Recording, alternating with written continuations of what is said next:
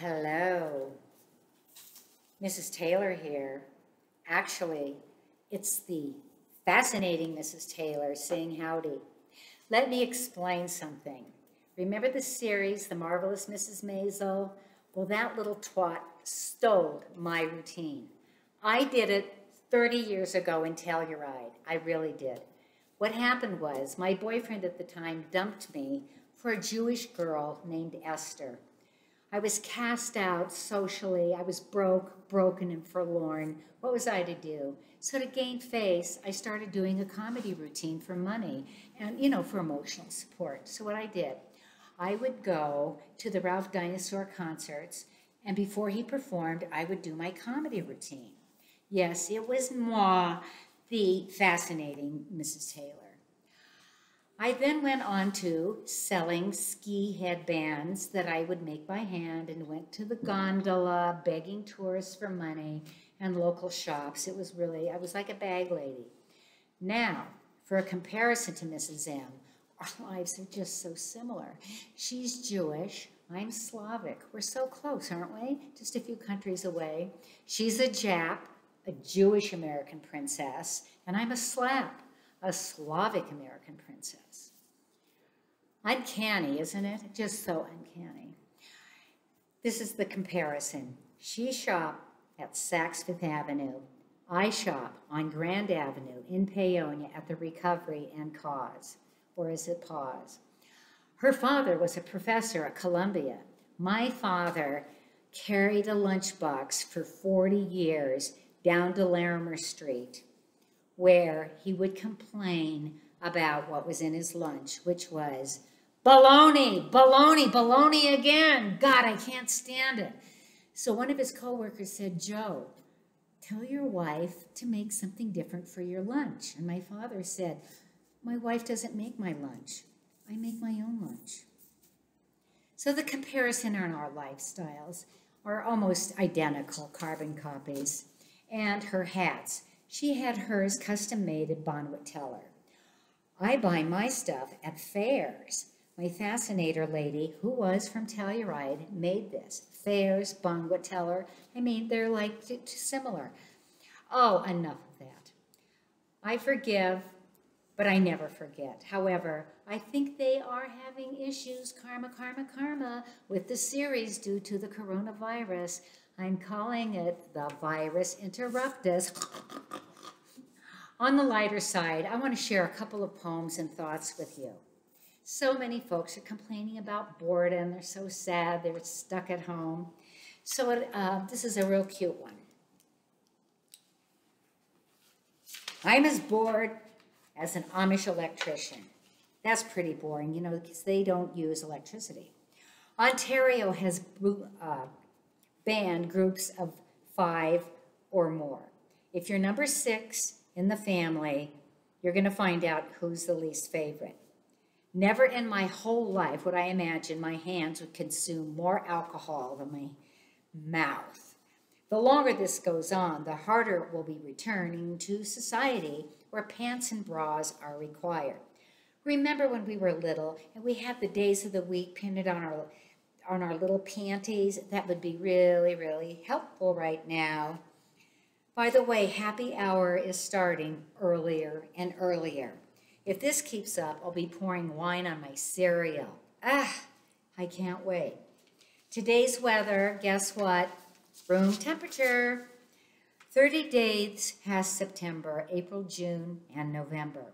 All the rest have 31 except March, which had 8,000. Smoking pot and skipping school had me in trouble constantly. Now weeds is legal, schools are closed, the damn kids are living the dream. This is stupid. I just tried to make my own hand sanitizer, and it came out rum and coke. If you get an email with the subject, knock, knock, do not open it. It's a Jehovah's Witness working from home. After a few days of not going out, I saw someone out in front of the house walking by the window. I immediately ran to the window, started jumping up and down and yelling to them.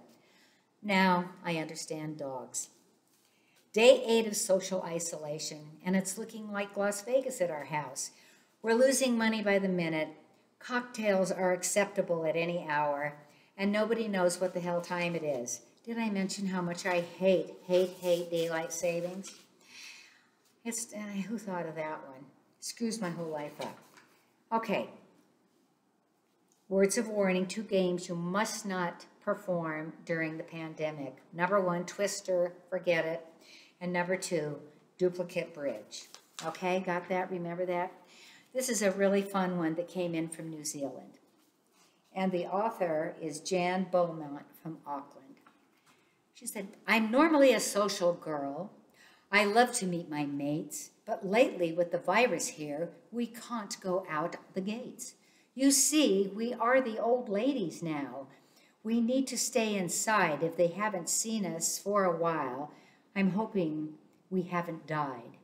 They'll never know the things we did before we got so old. There wasn't any Facebook, so not everything was told. We may seem like sweet old ladies who would never be uncouth, but we grew up in the 60s if you only knew the truth. There was sex, drugs, rock and roll, the pill, and miniskirts. We smoked and drank, we partied, and were quite outrageous flirts.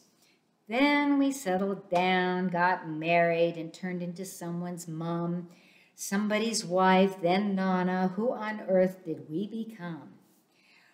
We didn't mind the change of pace because our lives were full. But to bury us before we're dead is like a red flag to a bull. So here you find me stuck inside for 4 weeks, maybe more. I finally found myself again. Then I had to close the door. It didn't really bother me. I'd while away the hour. I baked and baked for the family, but I'd run out of bloody flour. Now Netflix is just wonderful. I like a gusty thriller. I'm swooning over Idris or some random sexy killer. At least I've got a stash of booze from when I'm being idle. There's wine and whiskey, even gin, if I'm feeling suicidal. So let's all drink to the lockdown, to recovery and health, and hope this bloody virus doesn't decimate our wealth. We'll all get through this crisis and be back to join our mates, just hoping I'm not too far too wide to fit through the flaming gates. So there you have it, boys and girls. That was a lovely poem by Jan Beaumont. And I might add, girls, that the lovely hair, it's a solidarity with my sisters. You know who I live with, the Master Sid. But no, he's not touching my hair until he's officially open.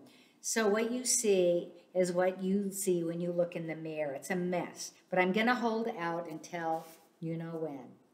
We're all going to look like Methuselah's mother. Let's pray to God we don't live beyond 969 years. I mean, 90 will be enough for me. So until we meet again, remember, it's the howl and the hair. Ow! At 8 p.m. And do this. Remember those medical people who are along the line. Wear your rubber gloves, your mask, and howl. Ow!